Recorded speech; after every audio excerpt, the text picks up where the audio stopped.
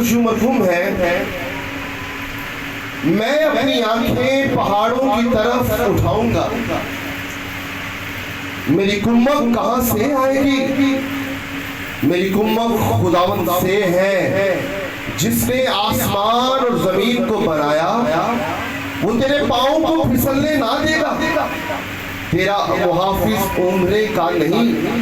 देख, इस्राएल का मुहाफिज ना ऊँघेगा ना सोएगा।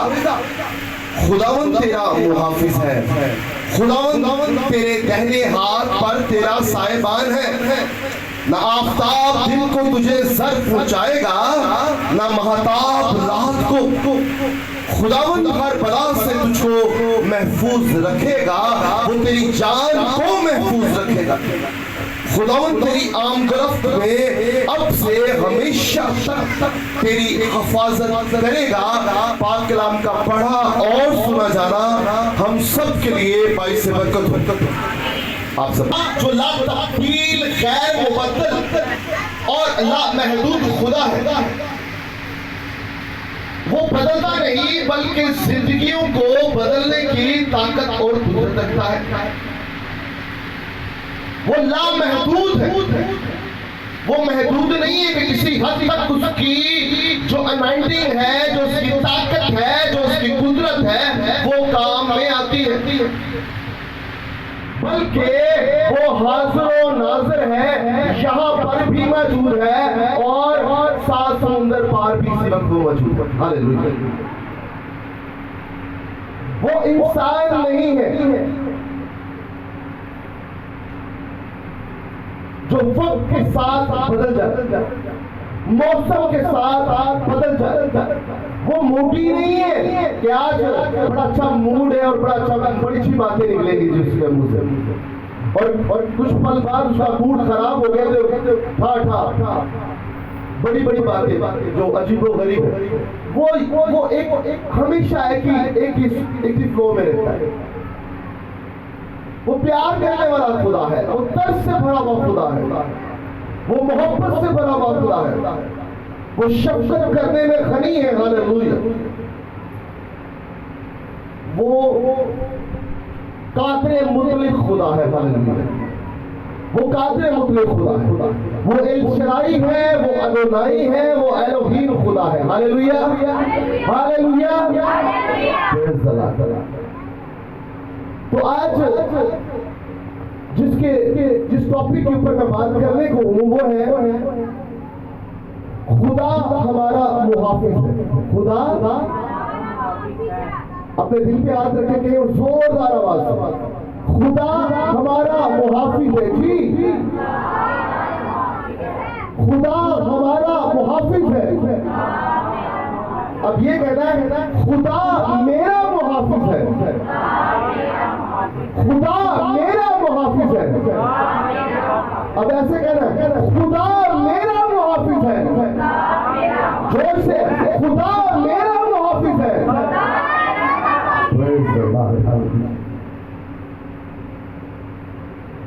हम ऐसे एक खुदा की प्रस्तिश करते हैं जो ला तब्दील गैर मुबद्दल ला महदूद खुदा, जो कदीमुल अय्याम खुदा है, जो साहिब जंग है और बासबाब शख्सियत रखने वाला खुदा है। वो जोरावर खुदा है और जब वो जोर किसी इंसान को बख्शता है तो वो कमजोर भी हो फिर भी वो जोरावर हो जाता है। फिर वो कहता है इंसान जिसको जोर बख्शा जाता है कि जो मुझे ताकत बख्शता है, जो मुझे ताकत देता है, उसमें मैं सब कुछ कर सकता हूँ। हालेलुया। तो आप सब कुछ कर सकते हैं क्योंकि आपका मुहाफिज जो है वो इस्राएल का जिंदा कदूस और गयूब खुदा है। आप कभी परेशान नहीं होना। आपका ईमान कभी मुतसलसल नहीं होना चाहिए है क्योंकि खुदा हमारे साथ है। बाइबल के वादे आपके लिए है, बाइबल की सच्चाई आपके लिए है, बाइबल की जितनी प्रोफेसीज की गई लिए है वो आपके लिए है। और सबसे बड़ी बात यह है कि खुदा के इकलौते बेटे उसके कलमे ने आपके लिए और मेरे लिए सलीब पर अपनी जान का फिदिया दे दिया है और हमें हर एक चीज से छुटकारा दिला दिया है। वो एक ही दफा आया है और उसने एक ही दफा इंसान बनकर आया है और उसने एक ही दफा अपने पाप और बेशकीमत और बेदाग लहू की कुदरत से हमें छुटकारा दे दिया है। अपनी आलमगीर का फायदा देके हम। तो क्या है कि हमें अब परेशान होने की जरूरत नहीं है। यहाँ पे बड़ी खूबसूरत बात जो ज़बूर नवीस लिख रहा है, ये ज़बूर 121, जब इसराइल को हैकल की ज़ियारत करने के लिए जाते थे तो जो अक्सर हमने दुआओं में भी कहते हैं और कलाम मुक़द्दस में भी लिखा है और जगराफियाई तौर पर भी ये है कि कहते हैं किस तरह खुदावंद यरूशलेम को पहाड़ों में घेरे रखा है, इसी तरह तू भी हमें घेरे रखा। ऐसे लफ्ज़ हम इस्तेमाल करते हैं। तो बात करने का मकसद ये है कि इस जो यरूशलेम जो शहर था उसके गिर्दोनुमा सराउंडिंग में पहाड़ ही पहाड़ थे और दरहकीकत जो हैकल तामीर की गई है वो पहाड़ों के ऊपर की गई है और जो पब्लिक थी वो नीचे रहती थी। और जब वो हैकल के लिए ऊपर जा रहे होते थे तो ये हैकल की यहाँ पे बड़ी खूबसूरत बात भी लिखी है। यहाँ पे ज़बूर 121 पढ़ने से पहले मलूद यानी हैकल की ज़ियारत का गीत यहाँ पे लिखा हुआ है।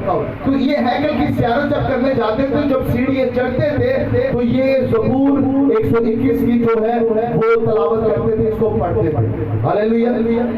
अब जब यहाँ पर ये लिखा है मैं अपनी आंखें पहाड़ों की तरफ उठाऊंगा, तो इसका मतलब ये नहीं है खुदा पहाड़ों पर बसता है। खुदा पहाड़ों पर बसता है, पहाड़ों पर रहता है।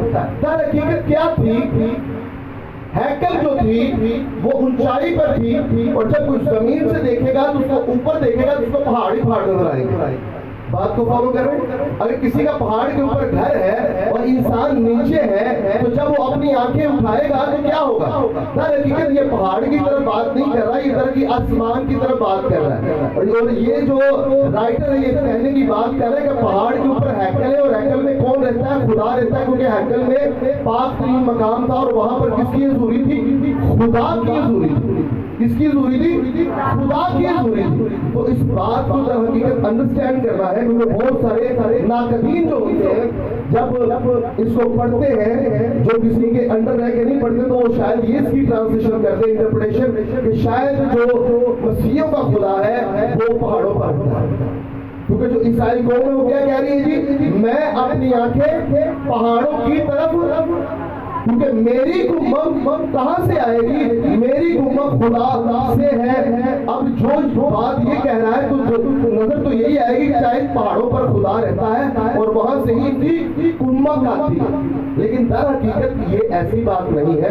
मैं जो इसका जो महल्ले बको है, जो मतलब वो उसकी जो हकीकत है वो बताना चाहता हूँ कि जो हैकल थी वो पहाड़ के ऊपर थी और जब लोग नीचे से ऊपर जाते थे तो वो देखते थे तो पहाड़ नजर आते थे। अब वो पहाड़ों की तरफ निगाह नहीं कर रहे हैं, वो हैकल की तरफ निगाह कर रहे हैं। और वो यहाँ पर कह रहा है मैं अपनी आंखें पहाड़ों की तरफ उठाऊंगा।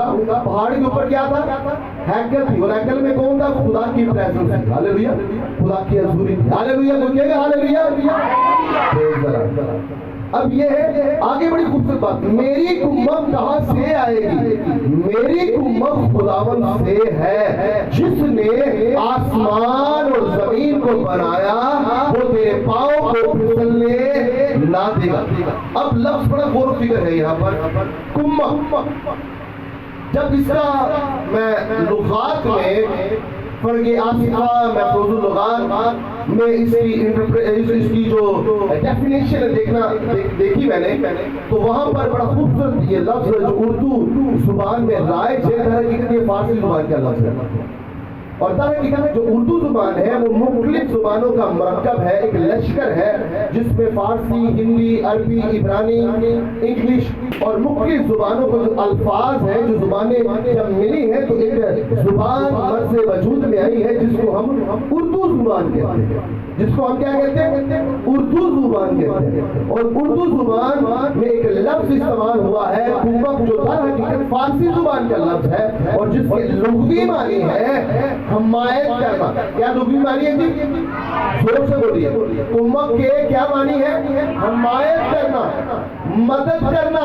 और हकीकत जो सबसे अच्छा जो मीनिंग इसका मुझे लगा कि वो लड़ाई या वो फौज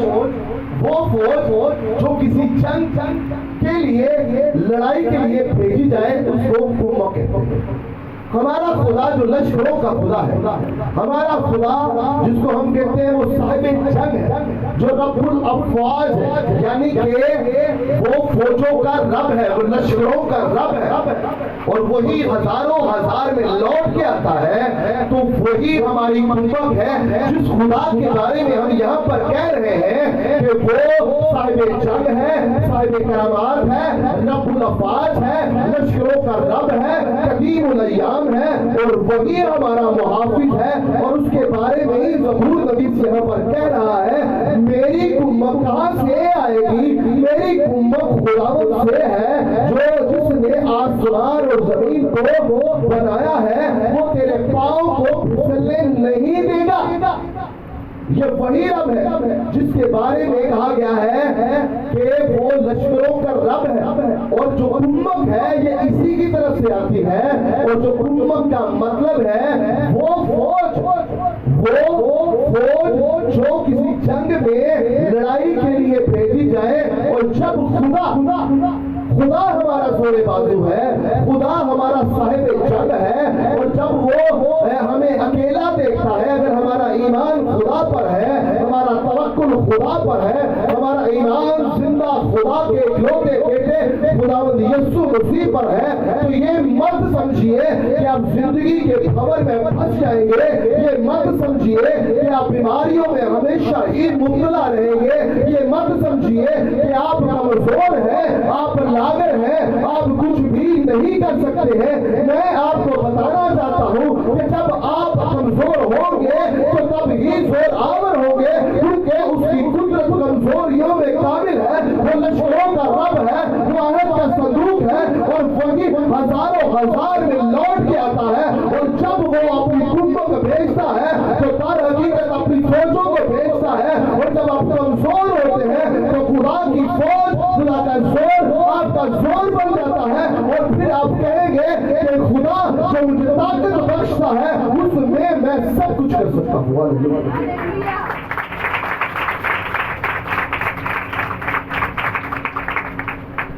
तो आपने कभी नहीं कहना है कि मैं कमजोर हूँ, क्योंकि ज़बूर नबी यहाँ पे लिखता है और हमारा ईमान है बाइबल मुक़द्दस पर। किसका ईमान है कि आसमान और जमीन तो टल सकती है लेकिन इसकी कही हुई बातें कथन तौर पर कभी भी नहीं टलेंगी। हालेलुया। तो यहाँ पर लिखा है इसी आयत में वो तेरे पाँव को फिसलने नहीं देगा भैया। और अगर हम ज़बूर 91 का मुताला करें तो वो कहता है अगर तू गिरने की लगेगा तो अपने फरिश्तों को हुक्म देगा, वो तो अपने हाथों पर उठाएंगे। हालेलुया। और ज़बूर में लिखता है कि खुदावंद से डरने वालों के चौबीस उसके फरिश्ते ख़ैमतज़न होते हैं,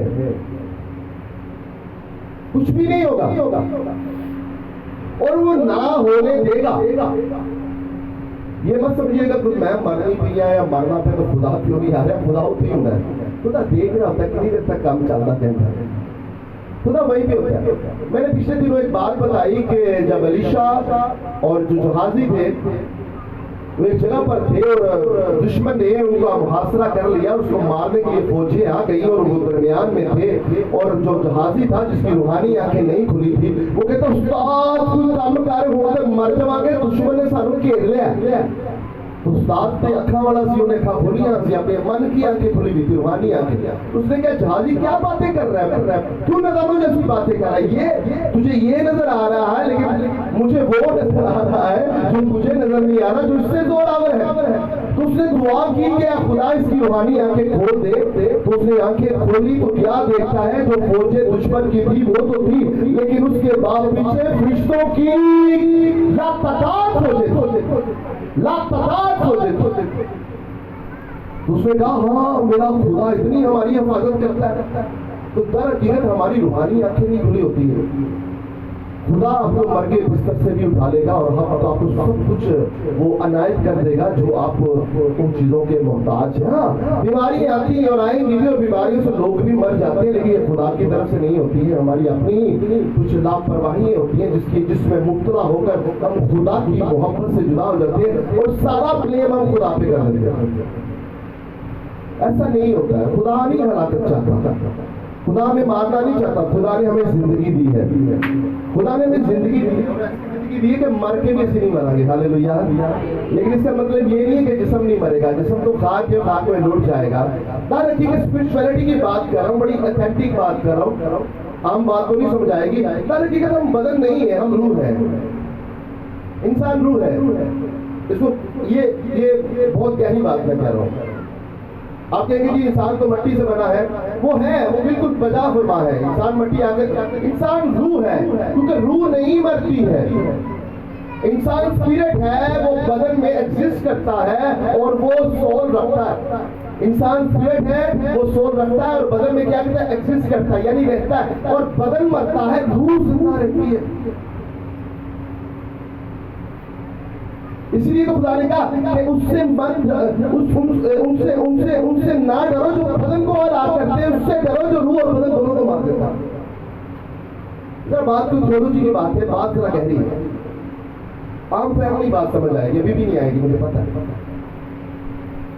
बात करने का मकसद रूह को कभी मरने नहीं देना है आपने, और रूह को कभी भी आपने नहीं। खुदा यीशु मसीह की सलीबी मौत हमारे बदन की शिफा और रूह की निजात दोनों के लिए होगी। हालेलुया। आए जोरदार ताली से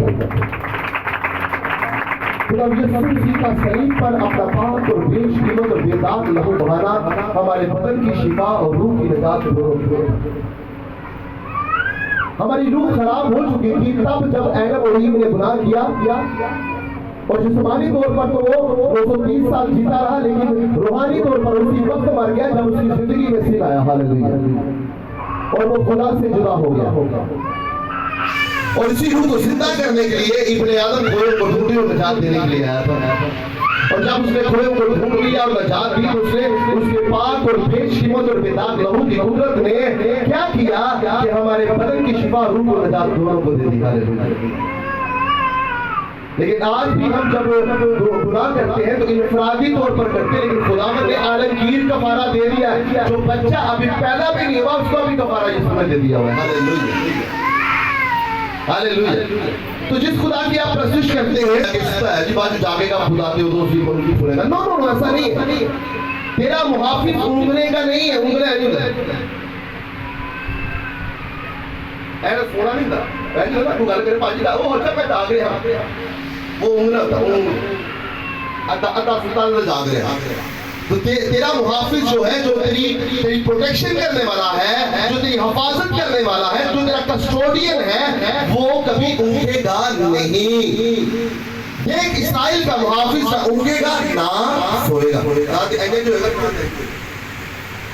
अंडरस्टैंड कर रहे? ऊँगना मैंने बताया, अक्सर लोग गला कर रहे हैं तो लोग एक कर देंगे है, तो बाद लोग तो ऊँगना और सोना दोनों में डिफरेंस है। ठीक है जी। अब खुदावंद तेरा मुहाफिज, खुदावंद तेरे दाहिने हाथ पर तेरा साहिबान है। ना आफताब दिन को तुझे जर पहुंचाएगा, ना महताब रात को। जो डरने की बात अभी भाई सब कर रहे थे। खुदावंद हर बला से तुझे महफूज रखेगा, डरना नहीं है।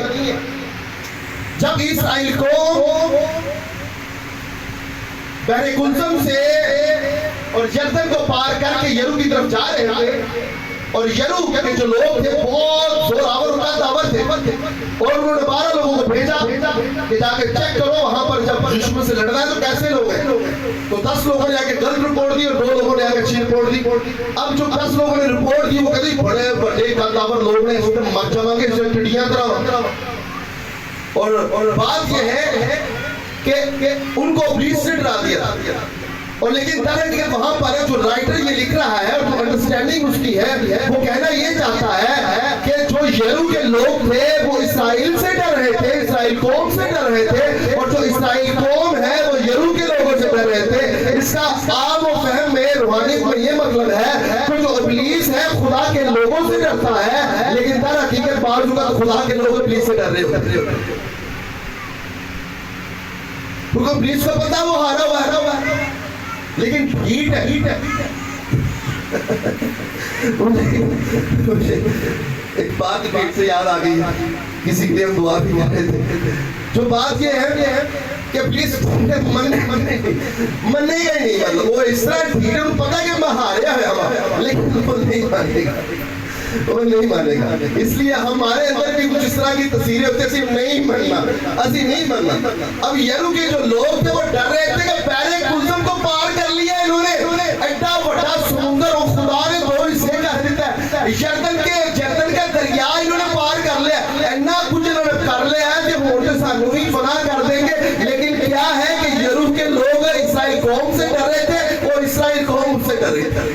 इसी तरह बाज लोग शैतान से डर रहे होते हैं और शैतान से डर रहे होते हैं। तो हमने शैतान से नहीं डरना है भाई, हमने शैतान से, क्योंकि हमारा मुहाफिज ना सोता है ते ना होता है, वो हाजिर और नाज़िर रहता है, एक्टिव रहता है, साढ़े तरह नहीं है, एक्टिव रहता है। मेरी बात फॉलो कर रहे हैं? वो आपको हर बला से महफूज रखेगा, वो तेरी जान को महफूज रखेगा। और आगे यहाँ तक नहीं, खुदावंद तेरी आमदोरफ्त में अब से हमेशा तक तेरी हिफाजत करेगा। सब कुछ करेगा भाई, सब कुछ करेगा। उसने वादा किया, वो करेगा, वो करता है, वो करता है, लेकिन हमें नजर नहीं आता क्योंकि हम देखना नहीं चाहते। अगर आप जिंदा है तो ये समझिए वो हम हाफिज है, हम मार भी सकते हो जिस तरह साढ़े काम है। हमारे हम अपनी रास्तबाजी का दावा नहीं कर सकते। इंसान इस लायक ही नहीं है खुदा के सामने खड़ा हो सका, वो लायक ही नहीं है। इंसान अपने कामों से या अपने चाल चलन से पाक और बेऐब नहीं है, वो खुदा की मोहब्बत में मसीह यीशु में पाक और बेऐब कर दिया गया है। और बड़ी खूबसूरत बात है कि हम रूह में पाक कर दिए गए हैं, हम जान में पाक किए जा रहे हैं और हम बदन में पाक हो जाएंगे जब यीशु आएगा। हालेलुया।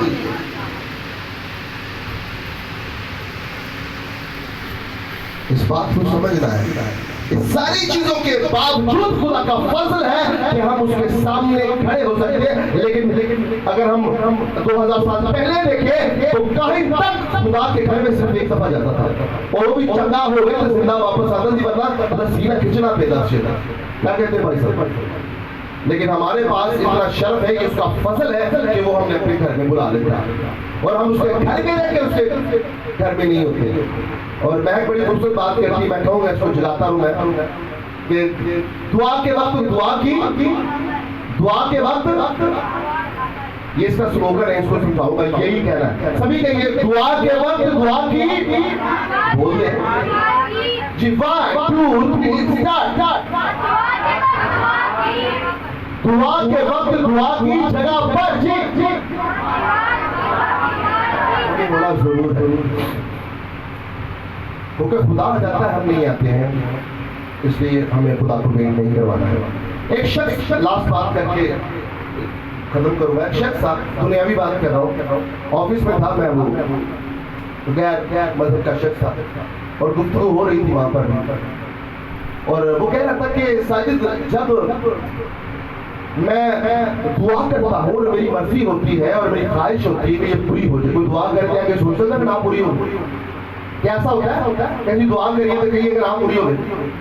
ऐसे ही जब मैं दुआ करता हूँ और सारी बात मेरी ख्वाहिश होती है, मेरी मर्जी होती है कि पूरी, जब मैं दुआ करता हूँ तो जब मेरी दुआ का खुदा जवाब देता है तो मैं बड़ा खुश होता हूँ। मैं कहती बड़ी गल है, सारे खुश होते एक नवी गल कर दी कि तो बात तो भी खत्म नहीं हुई, तुमने वहां पे बात काट दी है। बहुत सारे लोगों ने गलत पूरी होती है, गलत काट देते हैं, तो बात पूरी सुननी चाहिए, जिस तरह मैंने वहां पे काट दी। तो मैं क्या बड़ी गल सबसे बाजी क्यों हो गया, ये तो बात तो सुन ले, तुझे जल्दी बड़ी होती है। मैंने कहा चले सुना है। उसने कहा कि जब मैं दुआ करता हूँ तो सारी बातें मेरी मंशा, मेरी रजा होती है, मेरी डिजायर होती है तो तभी दुआ करता हूँ, चाहता हूँ पूरी हो। और जब मैं दुआ करता हूँ तो जब मैं दुआ करता हूँ तो जब दुआ खुदा सुनता है और जब सुनकर उसका जवाब देता है, जब पूरी होती तो मैं बड़ा खुश होता हूँ। ठीक, आगे आगे कहते ही जब मैं दुआ करता हूँ और जब खुदा उस दुआ का जवाब नहीं देता है, जब वो दुआ पूरी नहीं होती तो मैं और ज्यादा खुश होता हूँ। मैं गला के लड़का करता मैं कि कड़ी बड़ी गल तो बड़ी दुख की गल तू कह रहा मैं बड़ा खुश हो रहा। मैंने कहा ये तो कुछ ही गल नहीं, कह रहा तुझे बात समझ नहीं है। मैंने कहा भी समझाओ। उसने कहा जो मैं दुआ करता हूँ जब वो दुआ पूरी होती है तो मैं बड़ा खुश होता हूँ, क्योंकि उस दुआ में मेरी रजा शामिल होती है, मेरी खुशी शामिल होती है, मेरी मर्जी शामिल होती है। लेकिन जब मैं दुआ करता हूँ और जब वो पूरी नहीं होती तो उसमें मेरे रब की रजा होती है, मेरे रब की खुशी होती है और मेरे रब की मर्जी पूरी होती है। तो मैं इसलिए उसकी मर्जी में खुश हो जाता हूँ, हालेलुया, कि मेरी मर्जी नहीं, मेरे रब की मर्जी पूरी है। और मैं सबूत पिछले संदर्भ में बात की जिसकी 8वीं आयत में, और ये बाइबल की वर्स थी जो उसने कोट की कि मेरी खुशी ऐ खुदावंद, मेरी खुशी तेरी मर्जी पूरी करने में है, मेरी खुशी तेरी मर्जी पूरी करने में है। और जब आपकी खुशी उसकी मर्जी पूरी करने में होगी तो फिर उसकी खुशी आपकी मर्जी पूरी करने में होगी। हालेलुया। जोरदार तालियां खुदा के जलाल के।